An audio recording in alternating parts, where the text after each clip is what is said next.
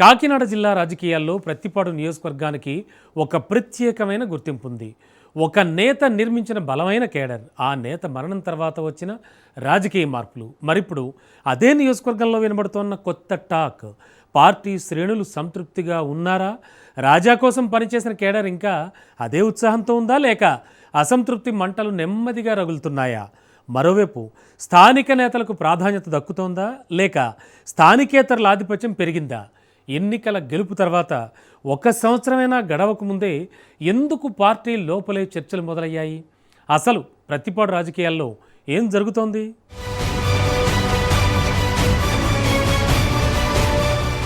Kakinada parliament పరిధిలో కీలక నియోజకవర్గం ప్రత్తిపాడు. దివంగత నేత వరుపుల రాజా ఈ ప్రాంతంలో తనకంటూ ప్రత్యేక స్థానాన్ని ఏర్పరచుకున్నారు. 2019 ఎన్నికల్లో టీడీపీ తరపున పోటీ చేసి తక్కువ మెజార్టీతో ఓటమి చెందిన ఆయనకు బలమైన కేడర్ ఉందనేది వాస్తవం. రాజా మరణానంతరం పార్టీ అధిష్టానం ఆయన సతీమణి సత్యప్రభను రంగంలోకి దించింది. 2024 ఎన్నికల్లో కూటమి తరపున పోటీ చేసిన సత్యప్రభ ప్రత్తిపాడులో విజయాన్ని సాధించారు. ఈ గెలుపుతో పార్టీ శ్రేణుల్లో కొత్త ఉత్సాహం కనిపించింది. కానీ ఆ ఆనందం ఎక్కువ కాలం నిలవలేదనే టాక్ ఇప్పుడు వినిపిస్తోంది.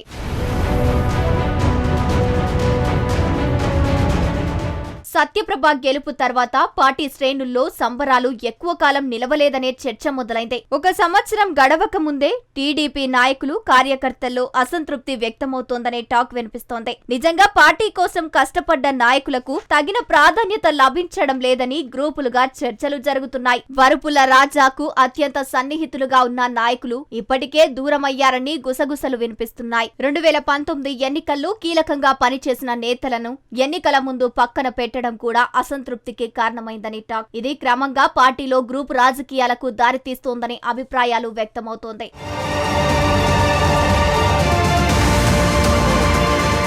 ఈ 22 నెలల కాలంలో నిజమైన టీడీపీ నాయకులను చిన్నచూపు చూస్తున్నారని విమర్శలు వినిపిస్తున్నాయి. స్థానిక రాజకీయాల్లో వారిని దూరం పెడుతున్నారనే ఆరోపణలు కూడా వినిపిస్తున్నాయి. మరోవైపు వైసీపీకి చెందిన కొంతమంది ప్రజాప్రతినిధుల ప్రభావం ఇక్కడ కూడా కొనసాగుతుందనే చర్చలు జరుగుతున్నాయి. అభివృద్ధి కార్యక్రమాలు, ప్రభుత్వ పథకాలు కొంతమందే నిర్వహిస్తున్నారనే టాక్ వినిపిస్తోంది. దీంతో కొన్ని గ్రామాల నాయకులు లోలోపల అసంతృప్తిగా ఉన్నారని తెలుస్తోంది. ఇది భవిష్యత్తులో రాజకీయ సమీకరణాలపై ప్రభావం చూపుతుందనే విశ్లేషణలు వినిపిస్తున్నాయి.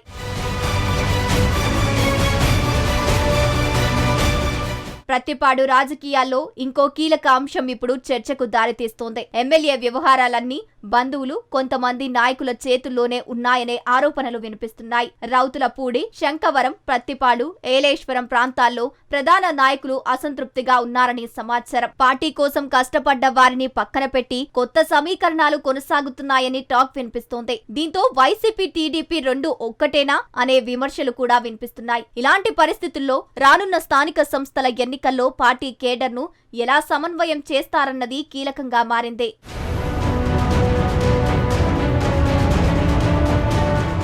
మొత్తం మీద ప్రత్తిపాడు రాజకీయాలు ఇప్పుడు కీలక దశలో ఉన్నాయి. గెలుపు ఇచ్చిన కేడర్ను నేత ఎలా కాపాడుకుంటారు? అసంతృప్తిని ఎలా చల్లారుస్తారు? పార్టీని ఎలా ఐక్యంగా నడిపిస్తారు? రానున్న స్థానిక సంస్థల ఎన్నికలు ఈ నేతకు అసలు పరీక్షగా మారబోతున్నాయి. ఇప్పటికైనా మార్పు వస్తుందా, లేక ఇదే పరిస్థితి కొనసాగుతుందా?